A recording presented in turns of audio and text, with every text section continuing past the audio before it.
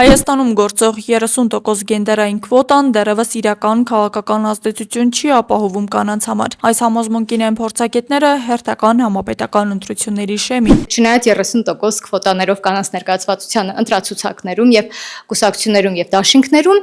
որքանով են քարոզարշավի ժամանակ կանայք լուսաբանվում։ Ժողովրդավարական կառավարման եւ գենդերային հավասարության փորձագետ խորհրդատու Լաուրա Սիմոնյանի դիտարկմամբ խնդիրը միայն քաղաքական համակարգը չէ։ Խնդրի մի մասը հենց մեդիան է, որ քարոզարշավների ընթացքում շարունակում է կանանց դարձնել ֆոնային կերպարներ։ Ցավոք միայն մեկ քաղաքական ուժ է, որ կին է ղեկավարում, բոլոր առաջին համարները տղամարդիկ են, սա ինքնին արդեն մեծ խնդիր է քաղաքական համակարգում եւ թերևս նաեւ գնահատական, թե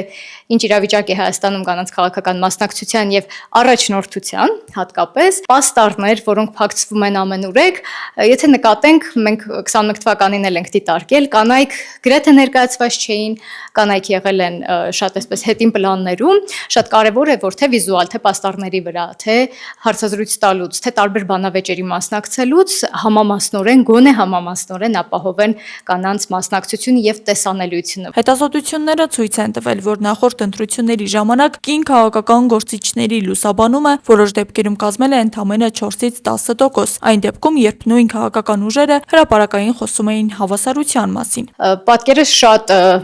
շատ հուսադրող չէր, որովհետև ունեինք 4%, 6%, ամենաշատը 10% լուսաբանում, դա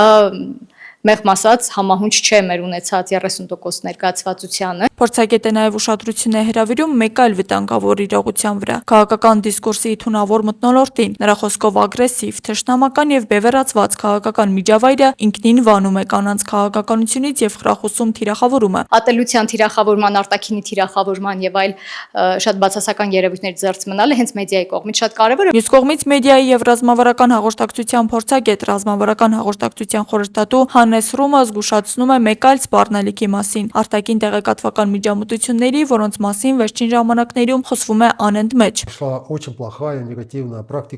Ամբողջ աշխարհում տարածված է շատ վատ եւ վտանգավոր մի երևույթ, երբ արտաքին ուժերը փորձում են ազդեցություն ունենալ ընտրությունների ազատ քաղաքացիների որոշումների վրա։ Նման վտանգ կա նաեւ Հայաստանում։ Նրա խոսքով այսօր աշխարհում ընտրությունները վաղուց միայն ընտրատեղամասերում չեն որոշվում, դրանք որոշվում են նաեւ կեղծ լուրերի, համակարգված քարոզչության, բոտային ցանցերի եւ տեղեկատվական հարձակումների միջոցով։ Պետք է ասեմ, որ Մոլդովայում իրավիճակը շատ ավելի բարդ էր, քանի որ պրոկրեմլյան ապօրինի կառույցները լայնորեն տարածում էին տարբեր կեղծ տեղեկություններ եւ դա ցավոք ազդեց որոշ ընտրողների վրա։ Ուրախ եմ տեսնել, որ Հայաստանում իրավիճակն ավելի հանգիստ է։ Ուրախ եմ նաեւ, որ Հայաստանի կառավարությունը վճռական է զբաղվելու այս խնդրով։ Եթե մի կողմից անհրաժեշտ է պայքարել ապատեղեկատվության եւ արտաքին միջամտությունների դեմ, ապա մյուս կողմից ապահովել ներառական եւ հավասար լուսաբանում, որտեղ կանանց ձայնը տեսանելի եւ լսելի կլինի։ Աստղիկ Խաչատրյան, Խանովանիսյան, այսօր։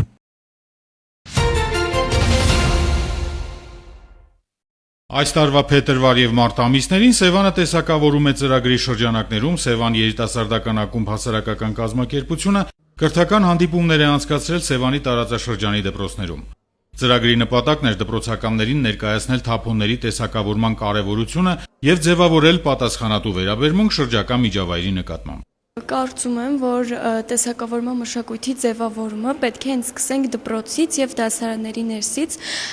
առօրյա ուսումնական նախագծի զուգահեռ, որպեսզի այն դառնա ոչ միայն բնապահպանական, այլ նաեւ դասերակցական գործընթացի մի մաս։ Հանդիպումները միայն տեսական գիտելիքներով չսահմանափակվեցին։ Աշակերտները ներգրավվել են ստեղծագործական առաջադրանքներում, նախաձեռնելով կանաչ նախաձեռնություններ, պատրաստելով տեսանյութեր եւ կոմիքսներ, որոնք ներկայացվել են թափոնը գլխավոր հերոս ամփոփիչ ցուցահանդեսում մրցութային ձևաչափով։ Մենք այդ դասընթացի շնորհիվ ձեռք ենք բերել գիտելիքներ, ըստ այդ գիտելիքների կազմեցինք մի սլայդ եւ կոմիքս, որը բոլոր աշակերտներին կուսուցաներ եւ կսովորեցներ, թե ինչպես մենք աղբը տեսակավորենք։ Մենք որոշեցինք պատրաստել սլայդ, ինչպես նաեւ պատրաստեցինք փոքրիկ տեսահոլովակ եւ կոմիքս։ Եվ հետո Սևանի դպրոցների միջև անցկացվեց փոքրիկ մրցույթ, որտեղ միաժամանակ երբ ներկայացվում են եւ համեմատվում տարբեր դպրոցների կողմից արված աշխատանքները, եւ մեր դպրոցը ի ուրախություն մեզ գրավեց 3-րդ տեղը եւ ստացավ դինամիկ։ Նվագարկիչ։ Սակայն ծրագրի կարևորագույն նպատակը միայն իրազեկումը չէր։ Անհրաժեշտ էր ստեղծել իրական հնարավորություն, որպեսզի երեխաները գործնականում կիրառեն իրենց ստացած գիտելիքները։ Ծրագրի համայնքային ֆորումի ընթացքում մասնակիցների եւ գործընկեր կառույցների քննարկումների արդյունքում որոշվեց համագործակցությամբ Գեղարքունիքի մարզպետարանի դպրոցների դասարաններում տեղադրել տեսակավորման թափոնամաններ։ Մենք հասկացանք, որ իրոք մեր ժամանակ շատ կարևոր է աղբի տեսակավորումը եւ դասարաններում հիմնականում շատ են թուղթը եւ պլաստիկը այդ տիպի թափոնները, այդ պատճառով ամբողջ դպրոցի դասարաններում տեղադրված են կապույտ թափոնամաններ, որտեղ ինչպես երեխաներն արդեն բոլորին տեղեկացրել ենք, պետք է նետեն միայն թուղթը, պլաստիկը եւ մետաղը։ Մենք տեսակավորում ենք աղբը, որ բնությունը պահպանենք, մենք թուղթ ենք գցում, որ նորից մշակվի, նույնը ստեղծվի։ Ինչ արեցիք։ Ես գցեցի թուղթը աղբամանի մեջ, որ հետո մենք ավելի մշակենք եւ նույն թուղթը օգտագործենք ավելի լավ։ Կարծում ենք, եթե դպրոցները ներառվեն այս ծրագրում որպես ոչ միայն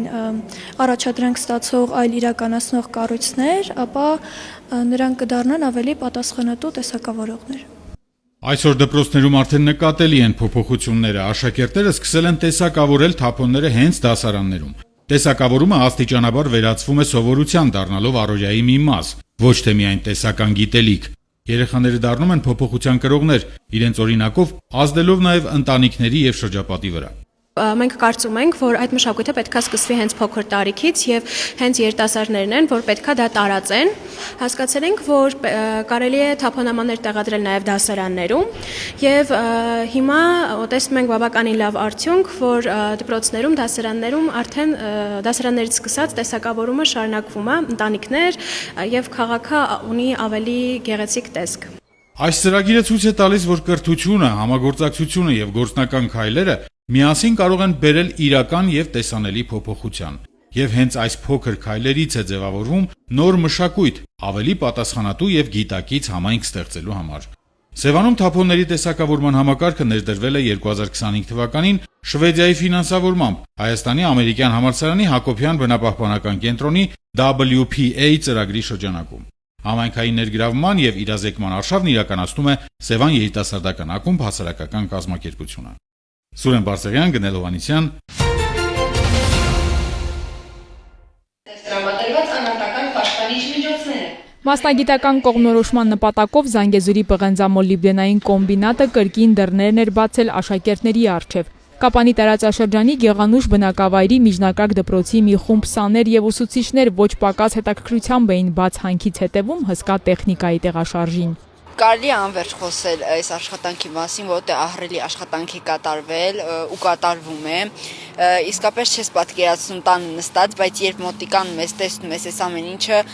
շատ մեծ աշխատանք են կատարել ու շատ հետաքրքիր էր, հագեցած օրենք ունեցել։ Թափանցիկ ու հաշվետու է աշխատում Զանգեզուրի պղնձամոլիբդենային կոմբինատը եւ սա նկատում են նաեւ դպրոցականները։ Համացանցով տեսել ենք, այդպես մեր շատ դուր է եկել ու դրա համար ցանկացանք, որ գանք այստեղ մեր անձեն աչքով այսպես տեսնենք, ուզում եմ շնորհակալություն հայտնել մեզ այսպիսի նման հնարավորություն ընձեռնելու համար։ Ընդհանրապես կարևոր է այսպիսի այցելությունները, որպեսզի գան երեխաները տեսնեն, այս ամեն ինչը ու հետագայում իրենց մասնագիտության հարցում կարողանան ճիշտ կողմնորոշվել։ Տարիներ առաջ չկար այս հնարավորությունը երեխաների հետ գալ, տեղում տեսնել խոշոր ընկերության աշխատանքը, խոսել մասնագիտության մասին եւ փորձել շահագրգռել դպրոցականներին, ասում է մանկավարժ Մերի Ղոնյանը։ Հիմա ամեն ինչ այլ է։ Այսպիսի այցերը շատ կարևոր են եւ շեշտը դրվում է հենց մարզում, հենց համայնքում գործող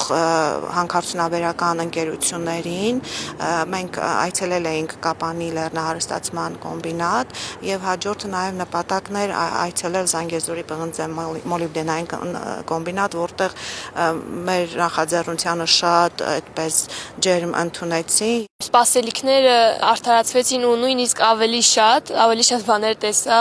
Վաղուց էի հետաքրքրված այս Զանգեզուրի պղնձամոլիբդենային կոմբինատով, վաղուց էի հետաքրքրված այս մեծ մեքենաներով։ Այցերը Զանգեզուրի պղնձամոլիբդենային կոմբինատում ավելի են ակտիվանում։ Ձեռնարկության գործունեությունը եւ նախագծային աշխատանքների եւ մասնագիտական կողմնորոշման լավ օրինակ է։ Հերմինե Միքայելյան, Ռոբերտո Հանջանյան։ Հայաստանի կրթության, գիտության, մշակույթի եւ սպորտի նախարարության աջակցությամբ եւ Հայաստանի կոմպոզիտորների միության նախաձեռնությամբ ապրիլի 29-ին մեկնարկեց հայ ժամանակակից երաժշտության 10-րդ փառատոնի առաջին համերգաշարը։ Համերգաշարի մեկնարկը տրվել էր Հայաստանի կոմպոզիտորների միության համերգասրահում կամերային երաժշտության պրեմիերաներ խորագիրը կրող համերգով։ Փառատոնի երկրորդ համերգը տեղի ունեցավ Վանաձորում Միքայել Թավրիզյանի անվան պետական քոլեջի համերգասրահում։ Այն առանձնահատուկ էր նրանով, որ Վանաձորյան համերգին ելույթ ունեցավ Վանաձորի կամերային նվագախումբը։ Հայաստանի Հանրապետության արվեստի վաստակավոր գործիչ անվանի դիրիժոր Ռուբեն Ասատրյանի ղեկավարությամբ։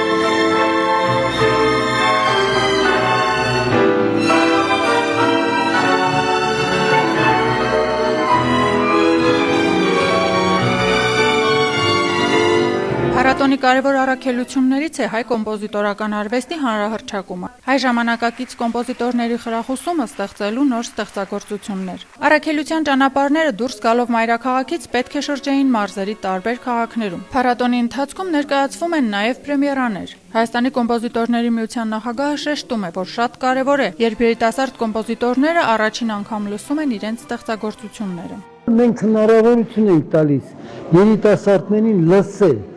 որովհետև շատ անգամ այն ինչ որ լսում ես եւ նվագախմբի հնչողությունը չի համապատասխանում մտածելակերպը եւ այն ինչ որ պետք է հնչի։ Ցավոք շատ անգամ մեր կոմպոզիտորը կարող է լսել գործը 40 տարեկանում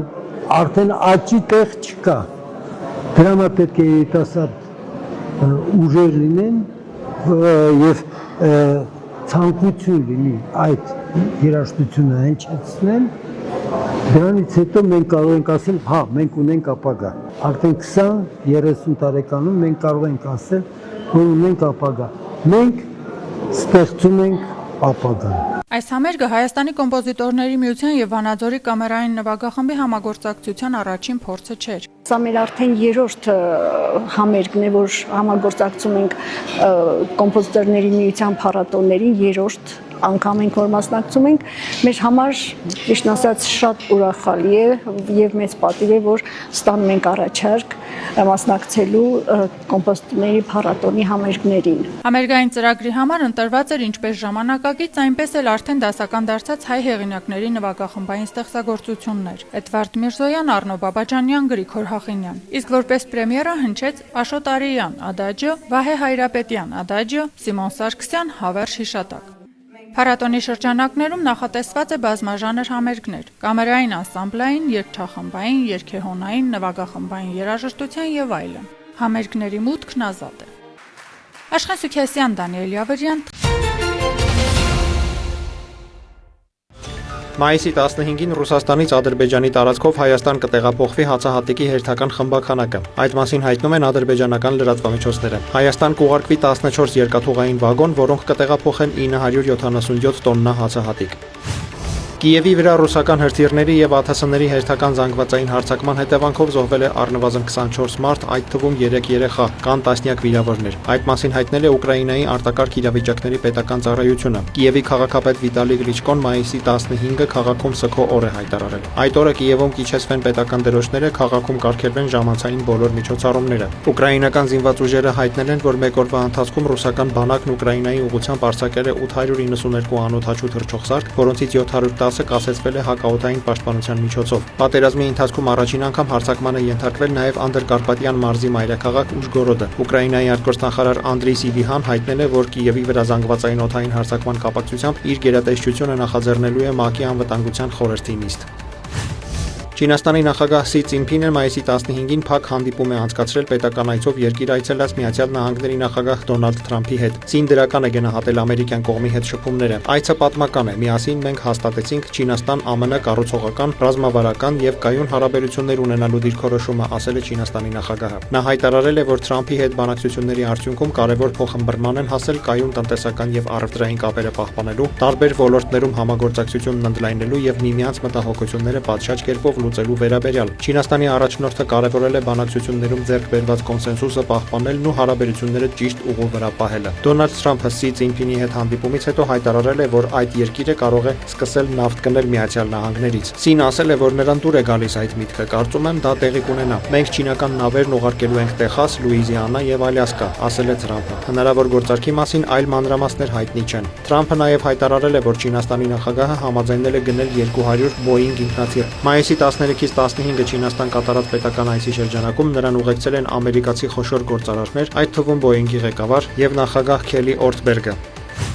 Միացյալ Նահանգների պետքարտուղար Մարկո Ռուբիոն NBC News-ի հետ հարցազրույցում հայտարարել է, որ ԱՄՆ նախագահ Դոնալդ Թրամփի եւ Սի Ցինփինի հանդիպումից հետո Վաշինգտոնը չի փոխել դիրքորոշումը Թայվանի հարցում։ ԱՄՆ քաղաքականությունը Թայվանի նկատմամբ բավական հետևողական է եղել մի քանի նախագահական վարչակազմերի շրջանում եւ չի փոխվել նաեւ այսօր, ասել է Ռուբիոն։ Նա նշել է, որ Չինաստանը բարձրացրել է այդ հարցը բանակցությունների ժամանակ, սակայն այն առանձնահատուկ տեղ չի զբաղեցրել։ Ռուբիոն քննադատել է Թայվանի վրա Չինաստանի աճող ռազմական ճնշումը։ Նա նաեւ անդրադարձել է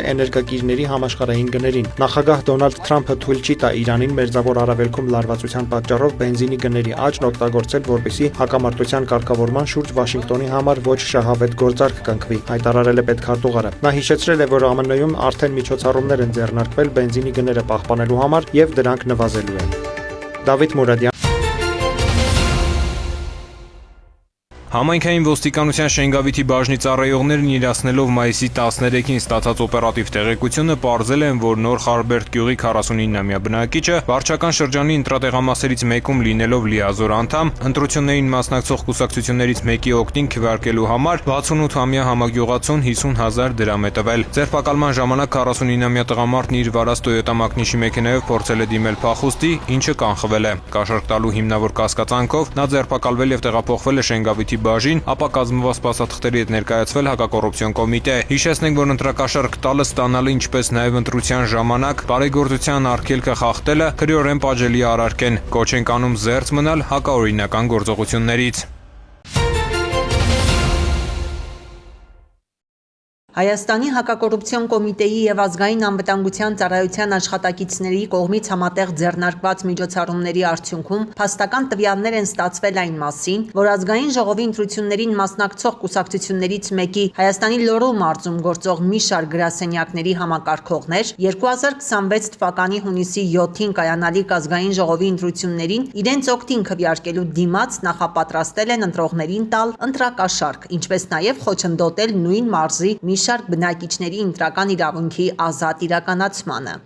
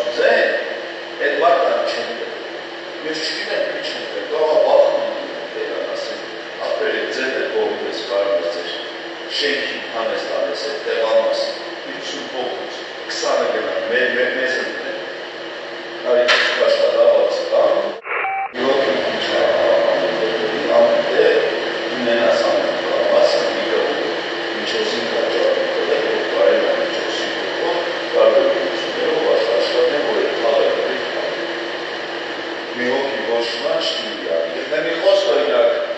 Վահանի Ռոբերտս, Վահանի դարձել չգիտեմ ինչ գործի է ստերել, խոսքը կներել է Վահանը մենակ դիալոգ ոչ ոք չի անի։ Ես ինքնավա պետք չեմ անի ոչ ոք։ Բայց որ Վահանի նման դերում անի ինքնավա ու նստեմ են ինքնավա ուղղությունները բաժանում են ամենքի փողոցի վրա, ամեն երկու հոգի մի տան վրա, 10 հոգի մի տան վրա աշխատում են տեսքան չկա։ Այդ արդեն ուրիշ է։ Դա սիստեմա դեսվի անչի դետալի։ Դերերս կոպրես ոսո, էվայնացի ուջի դարա սա ջայ դեպի սաղը ուզում են աշխատել։ Թոքմտեն աշխատեն, ձեր ներեր ապահովել դա։ Դա մի ես գնա փողը վերում է, դուք եք ուզում չարի շարի դետալամասն սալուն կրեք։ Դեշը վրա բանը թողի աշխարհի շնորհի, մոմոստի աշխարհի շնորհի, ես ուզում եմ ասեմ, ես չարի շնորհակալություն կյարում, վրա դες ճիշտ եմ ասում։ Ինձանից ուզում եմ նեղանայից մաշտ։ Դեպքի առթիվ Հայաստանի հակակոռուպցիոն կոմիտեում նախաձեռնվել է քրեական վարույթ, ձերբակալվել են մի շարք անձինք, կատարվել են խոզարկություններ և վարութային այլ գործողություններ։